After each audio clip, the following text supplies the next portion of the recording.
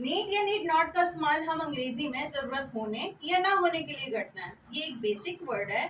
जब भी हम जरूरत की बात करते हैं कि किसी चीज या कोई काम करने की जरूरत है या नहीं है, तो इसकी मदद से हम सेंटेंसेस बनाते हैं। देखिए, स्पीकिंग में तो सब चल जाता है, लेकिन जब बात आती है ग्रामेटिकल रूल्स की तो आपने जरूर रूल्स को ही फॉलो करना होता है, चाहे वो स्पीकिंग हो या राइटिंग हो। अगर आप रूल्स को फॉलो नहीं करेंगे तो ये ग्रामेटिकली रॉन्ग कंसिडर किया जाएगा। इसीलिए ज़रूरी है कि आप रूल्स के साथ इसे पढ़ें, समझें और अप्लाई करें, चाहे वो स्पीकिंग हो या राइटिंग हो।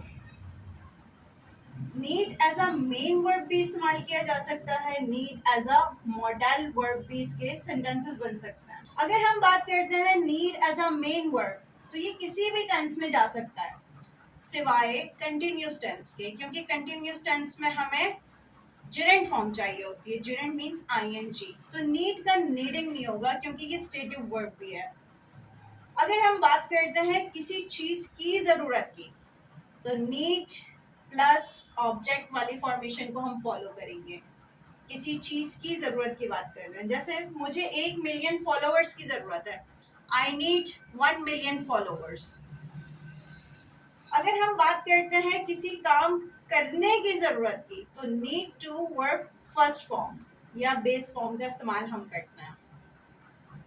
फॉर एग्जाम्पल, आपको रोजाना अंग्रेजी सीखने की जरूरत है, you need to learn English daily.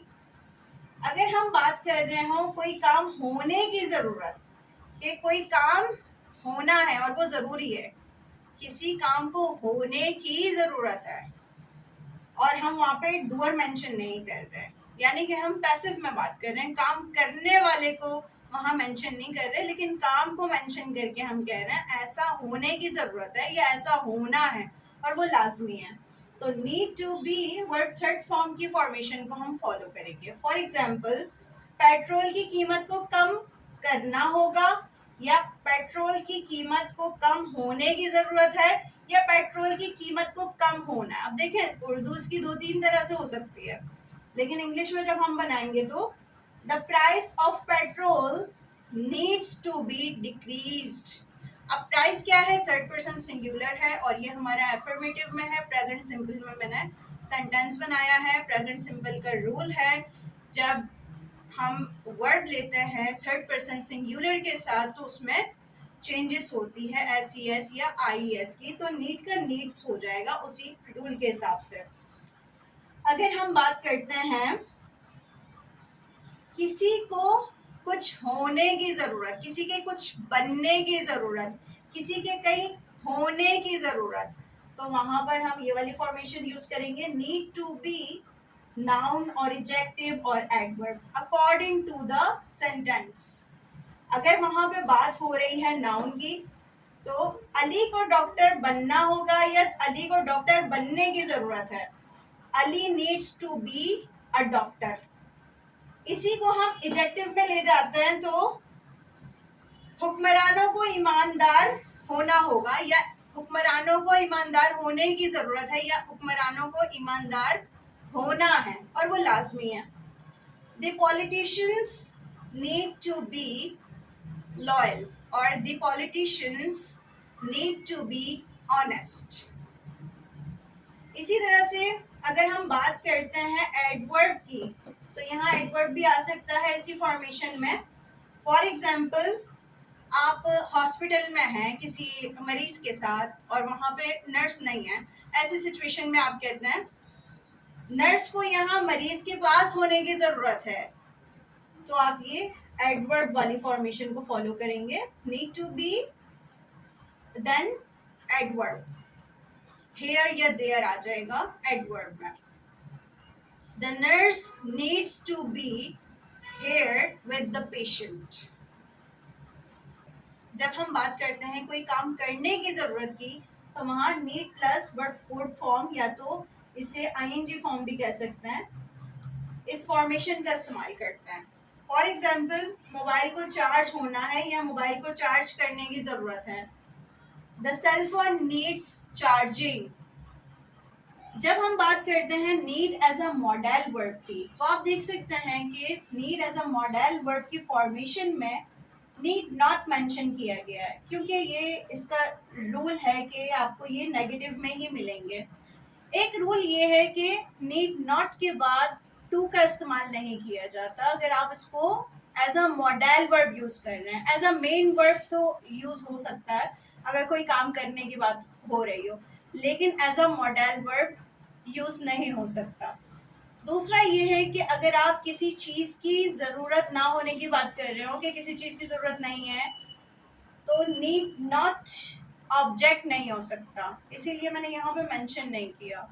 अगर आपने इस तरह का कोई सेंटेंस बनाना है तो आप need as a main verb लेकर इसका सेंटेंस बना सकते हैं, जैसे कि I don't need, I didn't need, I will not need. जब हम बात करते हैं किसी काम की जरूरत ना होने की, तो हम need not plus verb first form का इस्तेमाल करेंगे। फॉर एग्जाम्पल, तुम्हें उसे मदऊ करने की जरूरत नहीं है, मीन्स के दावत देने की जरूरत नहीं है। You need not invite him. इसी बात को अगर हम पैसिव में ले जाते हैं तो वहां पे डूअर जरूरी नहीं होता। डूअर मीन्स काम करने वाला, अब यू जरूरी नहीं है। बात हमारी क्या है कि उसे दावत देने की जरूरत नहीं है, तो हम ये वाली फॉर्मेशन यूज करेंगे, need not B verb third form. अगर हम पैसिव में सेंटेंस बना रहे हो, ऑब्जेक्ट को, डायरेक्ट ऑब्जेक्ट को हम फोकस करते हैं। अब यहाँ डायरेक्ट ऑब्जेक्ट क्या है? उसे, उसे की इंग्लिश ही होगी। ही नीड नॉट बी इनवाइटेड। जब हम बात करते हैं किसी के कुछ ना होने की जरूरत की, किसी के कुछ ना बनने की जरूरत की, किसी के कहीं पर ना होने की जरूरत की, तो हम ये वाली फॉर्मेशन यूज करेंगे। नीड नॉट बी एडजेक्टिव भी हो सकता है, यहाँ पे नाउन भी हो सकता है, एडवर्ब भी हो सकता है। फॉर एग्जाम्पल, सियासतदानों को बेईमान होने की जरूरत नहीं है। The politicians need not B disloyal, या डिसऑनेस्ट भी हो सकता है, यहाँ पे करप्ट भी हो सकता है। Let's have another example.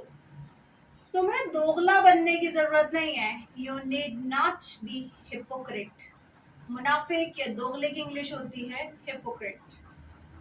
जब हम बात करते हैं माजी की कि किसी काम को होने की जरूरत नहीं थी, या कोई काम नहीं होना था, या किसी काम को होना जरूरी नहीं था, ऐसी सिचुएशन में हम need not plus have plus been plus verb third form का इस्तेमाल करते हैं। फॉर एग्जाम्पल, अवाम को बेईमान हुक्मरानों को अपने ऊपर मुसल्लत नहीं करना था, या अवाम को बेईमान हुक्मरानों को अपने ऊपर मुसल्लत करने की जरूरत नहीं थी। The corrupt leader need not have been imposed. Leaders हो जाएगा। जब हम बात करते हैं किसी की मौजूदगी की माजी में, कि किसी को वहां पर नहीं होना था, किसी को कहीं पर नहीं होना था, किसी को कुछ नहीं होना था, या किसी को कुछ नहीं बनना था, तो हम ये वाली फॉर्मेशन यूज करते हैं। Need not have been adjective भी हो सकता है, एडवर्ब भी हो सकता है, नाउन भी हो सकता है। फॉर एग्जाम्पल, ईमानदार सरबराह को जेल में रहने की जरूरत नहीं थी, या ईमानदार सरबराह को जेल में नहीं होना था। The honest leader need not have been in prison. Dear students, मुझे उम्मीद है कि काफ़ी हद तक आपके कॉन्सेप्ट्स क्लियर हो गए होंगे नीट के हवाले से। मज़ीद लेक्चर्स के लिए मुझे फॉलो करना ना भूलें। Thank you.